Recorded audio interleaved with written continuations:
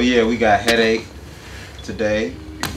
Pots and Pan interview. Oh yeah. We really, the point of the blog is to shed light on engineers and producers. You know what I'm saying? We don't interview no artists. You know what I'm saying? Even though, you know, they help us. Well, we help them. We help each other actually. Right. But the point of this is to get a shine at the engineers. So you know what I'm saying? I've looked up to you for quite some time. The name actually came from my homie, shout out to my homie Pablo. When we was younger, he was like, man, your forehead is so big, I can see your headaches moving. I'm gonna call you Headache, you know what I'm saying? So like, ain't nobody really called me that shit when I was coming up, but when I decided to do music, that's when I was like, I was low-key The Game before The Game came out. Word. No bullshit. That's crazy. And then he came, and I was like, ah, fuck. So I just changed my shit to, I was like, Headache. So The Game, was you rapping? On the low? Yeah. A lot of people don't know that I rap. That's like, I started rapping and engineering at the same time, sort of. Okay. And I was like rapping and engineering my own shit. Like, I was an artist to the fullest extent in terms of shows, interviews, like all that. I had my first CD in stores when I was 17. Like, I was trying to start a label when I was like 17, going to City Hall, like, yeah, what do I gotta do? But I had a conversation with Classic, you know what I mean, back at the old crib, the Bernice crib. And he just sat me down and we was talking about like, am I gonna really pursue being an artist? Because if I am, I have to go like 1000% or am I gonna be an engineer? And I was just like, I made a decision. Even though the type of person I am, I like to be on the stage. You know what I mean? Like, I like to be in the light and at the same time not being cocky, you know what I mean? I want to get my shine, everybody do. But I was like, nah, I'm gonna actually take the back road and be behind the scenes. And that's why I think it's dope what y'all doing, because we don't get a lot of light. And it's the producer, the artist, and then what happens after that. How do you get this 3-minute song, this MP3, this wave? How do you get that? It's the engineer, it's the mastering engineer. People don't put who it's mixed by, who it's recorded by. You know what I mean? Like, so that's super dope that y'all doing that. Explain what the Headroom is. So as an engineer, you know that we have Headroom, and for people that don't know, it's like there's a ceiling. And this is, if you look at like the meters, that's actually where my logo came from. It's not, you can't really see it on there, but when it gets to the red, that's the top of the ceiling, essentially. Sometimes it don't actually mean that, you know what I mean? But anywhere in between there and that red line, that's the headroom that you have. And it's just like a pun, because it's like, hey, I'm always in this room, so it's kind of like headroom. And then you get Headroom in audio, you know what I'm saying? So it's kind of like, it was dope, so I just kind of put it together. But the Headroom, essentially, the goal is to make it a full service company. An artist can come in and get anything that they need. You can get it a la carte, or you can get it from scratch. Writing, producing, arranging, vocal coaching, recording, mixing, mastering. Then you need your flyers, your designs, your video work, anything. Right. Everything that the consulting, everything that the artist needs, it's gonna be like a factory, essentially. You know what I mean? And that's really what I want to do with the Headroom. Yeah. Seems like you're on the right track. I feel like you don't get enough credit for you being a producer just because you're not a beat maker. That's real. I feel like the Headroom is definitely an experience if you've ever had a chance of being Yeah. in the Headroom. Right. You know what I'm saying? But that's dope. My name is Headache, by the way, if you don't know. It's the Headroom, and we put some I wanted to showcase the Headroom, which is essentially the artists that I be working with, the people that fuck with me the most, you know what I mean? Like, and whose music I believe in too at the same time. You know, that's very important. And so, long story short, we did that one. The first one, sold that bitch out. It was extremely crazy. I feel like in this city, it'd be a lot of bullshit in terms of shows and people having to like pay for play and all this extra shit, or even having 50 million artists on one bit. It's just, it's congested as fuck. And then the music, the art isn't there in the show. People need to come and see a live performance. This is a performance of the shit that we love to actually But do. you tackling a bunch of different things at once with these shows, man. Like, you branding yourself, not only as an engineer, but just as a mogul. You know what I'm saying? Believe it or not. I don't know if you I believe that. yeah, you know, but that's dope. You know what I'm saying? Yeah, I appreciate it. That's kind of where one engineering you know, engineers are kind of like stepping up, you know, Yeah. Saying, hey, you know, we're not getting the credit we Exactly. deserve. It's time for us to get that damn credit, bro. Yeah. Like, for real. So you putting on for engineers, the city, yeah, you know what I'm saying, your people. Yes, yes. I believe in everybody that I put on this show. You know what I mean? Like 100%. Like, I would die for these people. Like, on some real shit. Like, fuck the music. True that. And their craft just, you know, fuels me that much more.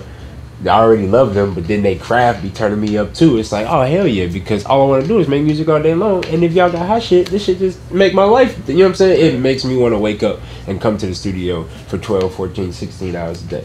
Straight up. Where you get that work ethic from? I think a mix between my mom and my dad. My mom, you know, hard worker, like night and day, through pain, all types of shit. You know what I mean? And my dad was a big ass drug dealer. Like, if anybody's ever watched The Wire, the story of The Wire, like, he used to run with them niggas. Like, you know what I'm saying? It's real shit. So like, I've always had a hustler mentality, and it's just kind of weird for me too doing engineering because I've never had just one stream of income. You know what I mean? But this is like made me more patient and sitting still, you know what I mean, and focusing on one thing. Even though I am doing multiple things, it's still a nucleus to it all, you know what I mean? And it just kind of spreads out how it's supposed to. I kind of just let things fall into place with intention at the same time. True. Going back to what we were talking about earlier, like how important is engineering to a record, just for those people that are watching and have no idea. Maybe they want to be a rapper, maybe they think they want to be an engineer, maybe they want to be a producer, maybe they... That's very real. I get wordy at times too, so I try to make this concise, but engineering is so important to the records, even the recording aspect, you know what I mean? Like, my nigga Fat Finale does a lot of recording for me, and he, you know, prides himself on being a recording engineer, like a tracking engineer, if you will, whatever. And that's very important because it starts to paint the picture for when the mixer comes in and finishes, you know what I'm saying, the finishing touches. If we don't have good audio coming in, good sound coming in, good gain levels, you know what I mean, good control, even with the artists, like getting the best out of them. It's when you go in the booth, it's actually a depiction. You have to give people the character of the song. You know, one example I could think of off the top of my head is Rihanna, what is it? It's off the new one. I forget which one it is, but it's a really sexual song, and you can hear it in her tone. And I feel like if the artist isn't that confident or that experienced to get that out of themselves, the engineer and the producers have to be able to do that. You know what I mean? Pull it out of them, and that's what makes a really dope ass engineer. Not a nigga that just sit there and press the buttons and be like, "You like that? You like that?" Like, if you're asking more questions than actually giving input, it's kind of like, well, what the I can do that myself. You know what I'm saying? Like, I can run in between the booth and do that shit. I don't have to, you know. So I definitely feel like it's very important to have a relationship with the engineer and not be on there like sledding shit and like bouncing around. I get that times and money and all that's factors, but when you find an engineer, just like a good barber, although I'm bald, you know what I'm saying? That's cool. I got lined up. You feel me? But it's important to have that relationship, you know, so that you can continue to build the sound. You know, that person knows, they know the sound. They know when you're at your best and when you're not. They know when you trying to give your best and you're not. You know what I mean? Like, all of that. Like, they're with you in that. And it's just important to the records that we hear, that we love to hear. That's what's in it. People don't realize that that's all the work that goes into it. It's sometimes days, weeks, months that go into songs. Right. You know what I mean? And that's what makes a dope ass record. And it's all of those pieces, that engineer, being with them, being a producer. You know, like you said, I don't push it a whole lot, you know? I don't really be too much on titles, but everything I touch, I produce. Literally. And when I tell people, I produce. I don't make beats, but I produce. You know what I mean? Yeah. If that makes sense. No, it's very important. And it's like the arrangement, and let's take this out, let's add this, let's do it this way. You know what I mean? Like, that shit is important in crafting these little 3, 4, 5 minute songs that we love to hear over and over and over again. It's all the little nuances, all the detail in it. You know what I mean? And I think that's very important as an engineer too, and a producer, to pay attention to all those details. the little bit, those fades, listen to those pops and those clicks. Make sure that shit ain't in there, because the cleaner it is, the better it's gonna sound overall. The fan may not know that, you know what I mean? But when they experience it, they love it and they get used to that sound. And I noticed that about breaths. When I started paying attention to like Drake, and it was a couple other like pop artists and shit like that, where there's no breath in there. Yeah. It's literally taken out. It's like, how is this nigga recording with not breathing? It makes no sense, but it's space. Right. You know, music and engineering and mixing, it's all about space. So when you remove that breath, you open up space for something else, a delay, a reverb tail, things of that nature. You know what I'm saying? And it just, that's the craft of the whole, again, the 3-minute song, the 4-minute song. It's like, damn it, shine some light on this shit. Like, this shit is very important. What are some of your influences as far as you being an engineer? Do you have any favorite engineers or favorite mixes? Yeah, like I was hitting on earlier, it sucks because I feel like part of me not studying in terms of knowing all my favorite engineers could slightly be a flaw, and that's something that I definitely need to like continue to study on and read upon. But I study the mixes, you know. I kind of just take the name away from it and I study the mix itself, you know. And then I come to find out that this person mixed these 4 totally different songs that I like, and it's like, oh, okay. And then I really start to like dive into it. But you know, like Rihanna's engineer, Young Thug's engineer,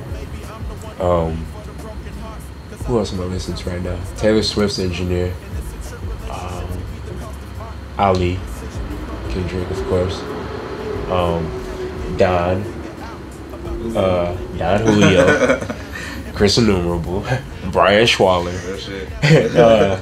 mixed by Darwin. Who else we got? Epidemic, Fat Finale, L10 mixed. Who else we got? I'm missing anybody? Cocaine. My name Cocaine. Go. Who else we got? That's about 9. That's about 9, and me. You know? Yeah. That's honestly who I listen to on some real shit. Those are the names that I remember, and now it makes sense to me why. Yeah. You know what I mean? Like I tell Brian all the time, he's one of my favorite engineers. Yeah. You know, I listen to all the mixes on Ben Burden shit, and just amazing, bro. And stuff that he's done with me, you know, with the Squad With Me record that's gonna come out with Talented and Dinner with John.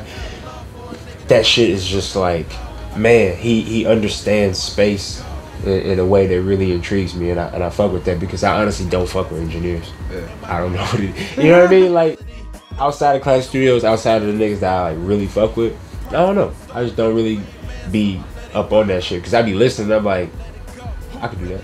You know what I mean? And not even in a cocky sense. I listen to it and I'm like, okay, can I do that? Yeah, I could do that.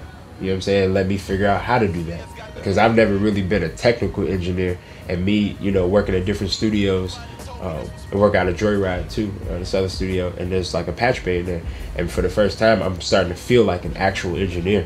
Yeah. You know what I mean? Like, not to say that this isn't, it's just that for me coming up as an engineer, I never really did all the technical shit. I dropped out of Columbia the first year, you know what I mean? And that was a lot of the fundamental stuff that they were teaching that I was just too high to even care to, you know what I'm saying? To care about, for real. Like, on some real shit. I cared about the sound and getting to it, but I just didn't really want to learn it that way for whatever reason. And when people like Brian, you, Elton, I look at y'all classic and I'm like, damn, these niggas understand the technical aspect that I don't have, you know? And I'm like, okay, it makes sense. I'm starting to learn that, you know? Technicalities, that can be cool.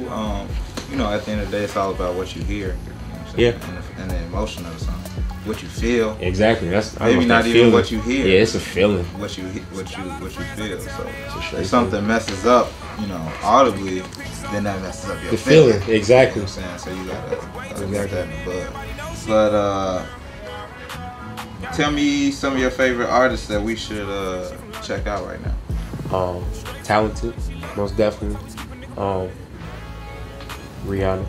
Oh, you talking about like wait? I mean, just period. Cause what's good? What's good music right now? Like on some real shit, and this ain't even like on no promo type shit. I'm really fucking with what's coming out of this studio.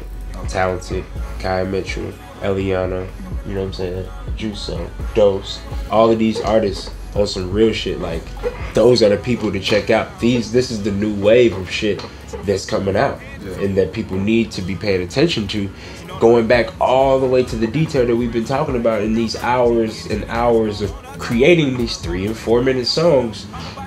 These motherfuckers got beautiful, they have beautiful work, you know, and it needs to get that light. I'm a firm believer that music changes people's lives, and it continues to push our lives.